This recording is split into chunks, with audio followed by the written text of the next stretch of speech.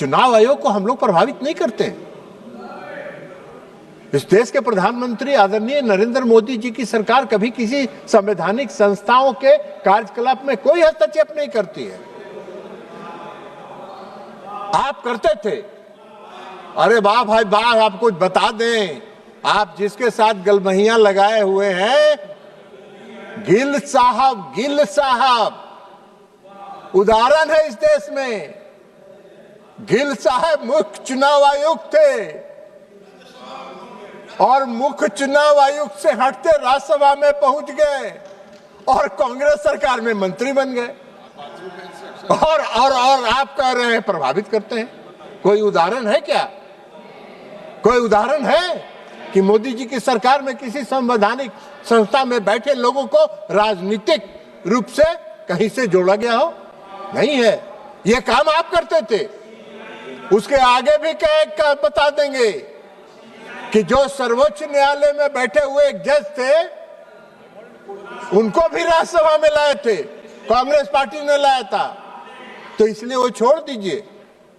ये काम आपका है और ये काम मुख्य तौर पर आपका नहीं है। आप तो नहीं है, आप बेकार उसमें कर रहे हैं। उनके साथ ज्यादा मत सटिए, नहीं तो बिहार में जो हालत हुआ है वही वहां भी होगा। तो इसलिए उधर मत सटिए, थोड़ा दूरे रहिए, डिस्टेंस बना के रखिए। तो इसलिए महोदया हम कह रहे हैं कि मनीष तिवारी जी ने चुनाव आयोग पर, हमारा काम नहीं है वो। ये संसद पर चुनाव आयोग के कार्यकलाप पर चर्चा नहीं हो सकती है, लेकिन फिर भी बोल रहे हैं। विद्वान है तो बोल रहे हैं। अब विद्वान को कौन रोकेगा भाई?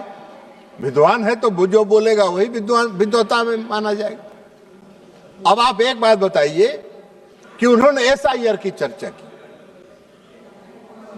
एसआईआर का चर्चा करने का ये सदन में हमको चर्चा करने का हक नहीं है। ये हमारा सरकार का फैसला नहीं है। ये मोदी जी की सरकार का फैसला नहीं है एसआईआर कराने का। ये चुनाव आयोग का फैसला है और संविधान ने चुनाव आयोग को यह दायित्व दिया है कि बेहतर से बेहतर व्यवस्था को सुनिश्चित करने के लिए वो अपने कार्यकलाप को चलाए और इसलिए एसआईआर कराने। लेकिन एक नागरिक की हैसियत से हम चुनाव आयोग ने जो किया है हम उस पर नहीं कर रहे, लेकिन एक मतदाता की हैसियत से अभी हमारे राज्य में बिहार में भी एसआईआर हुआ है। तो एक नागरिक की हैसियत से हमको जो अनुभव है कि अगर स्पेशल इंटेंसिव रिवीजन अगर चुनाव आयोग कर रहा है किसी भी दृष्टिकोण से, वह गलत नहीं है, वो 100% सही है। क्या कहा है चुनाव आयोग ने? चुनाव आयोग ने क्या कहा है कि भाई 2003 में एसआईआर हुआ था और 2003 के बाद हम एसआईआर करा रहे हैं। 2003 के बाद जो लोग मतदाता सूची में आए हैं उनको 11 विकल्पों के साथ, इस देश के हम नागरिक हैं, हम इस देश के नागरिक हैं, इससे संबंधित एक प्रमाण पत्र जमा करिए। हम अगर इस देश के नागरिक हैं और हमको चुनाव आयोग कह रहा है कि आप नागरिकता का अपना प्रमाण पत्र दीजिए, तो हमको क्या दिक्कत होगी? हमको क्यों परेशानी होगी? मैंने भी इस बार एसआईआर हुआ, हमने भी फॉर्म जमा किया, सारे प्रमाण पत्रों के साथ हमने किया। अब इनके लिए दिक्कत है कि जो इस देश का नागरिक नहीं है। महोदय, हम आपको एक बात बता देते हैं, जब एसआईआर की प्रक्रिया शुरू हुई तो बिहार में 2 जिले ऐसे हैं जिन जिलों में 5 लाख लोग से ज्यादा लोगों ने 3 महीने में नागरिकता प्रमाण पत्र के लिए आवेदन किया। वो कौन थे भाई? कौन थे वो कौन थे? और अगर ऐसे लोगों को सत्यापित करने का काम चुनाव आयोग कर रहा है तो चुनाव आयोग क्या कर रहा है? एक नागरिक की हैसियत से हम इस बात को कह सकते हैं। 11 विकल्प में आपको एक विकल्प भी दे सकते थे। यह चुनाव आयोग का दायित्व है। और फिर आप एसआईआर पर चर्चा कर रहे हैं। एसआईआर पर तो सारा मामला सुप्रीम कोर्ट में बहस हो चुका, तो फिर यहां काहे के लिए बहस कर रहे हैं? आप मनीष तिवारी जी वरिष्ठ अधिवक्ता है, सुप्रीम कोर्ट में वो सारा तर्क आप जाके रखते, लेकिन नहीं किया आपने। आप एसआईआर का चर्चा कर रहे हैं, आप ईवीएम का सवाल उठा रहे हैं। इलेक्ट्रॉनिक वोटिंग मशीन, जरा मनीष तिवारी जी को यह भी बताना चाहिए था कि डॉक्टर मनमोहन सिंह 10 वर्षों तक इस देश के प्रधानमंत्री रहे। किस चुनाव प्रणाली से वो जीत कर यहां आए थे और यूपीए की सरकार में, संसद में सरकार चला रहे थे 10 वर्षों तक? इसी ईवीएम प्रणाली से। इसी ईवीएम प्रणाली से आप अगर 10 साल तक सरकार चला लिए,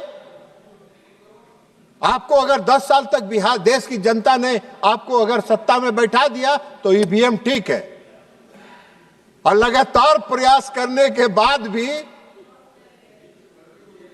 आपको जनता स्वीकार नहीं कर रही है तो ईवीएम गलत है। अरे आप ईवीएम के बजाय आप बूथ लूटने का उपाय चाहते हैं। बैलेट जो था वो बूथ लूटने का हथकंडा था, जिसको चुनाव आयोग ने और इस देश की चुनाव प्रणाली से हटा दिया गया, और यह एक सही निर्णय था निष्पक्ष चुनाव कराने की दिशा में। आप ईवीएम पर सवाल उठाते हैं। आप पश्चिम बंगाल जीत जाते हैं तो ईवीएम सही है, आप हिमाचल में जीत जाते हैं तो ईवीएम सही है, आप कर्नाटक जीत जाते हैं तो ईवीएम सही है, आप तेलंगाना जीत जाते हैं तो ईवीएम सही है। जैसे ही आप महाराष्ट्र हारते हैं ईवीएम गलत हो गया, जैसे ही आप हरियाणा हारते हैं ईवीएम गलत हो गया, आप बिहार हारते हैं ईवीएम गलत हो गया। कौन सा मापदंड चलाते हैं? आपका यही दोहरा चरित्र जो है इस देश के लोग पहचानते हैं, और आपके दोहरा चरित्र जो है उस पर कभी देश के लोग भरोसा नहीं करते। यही कारण है। अब मनीष तिवारी जी बोल रहे थे एसआईआर पर। मनीष तिवारी जी तो विद्वान वकील है, संविधान की धारा 326 पढ़ा होगा उन्होंने।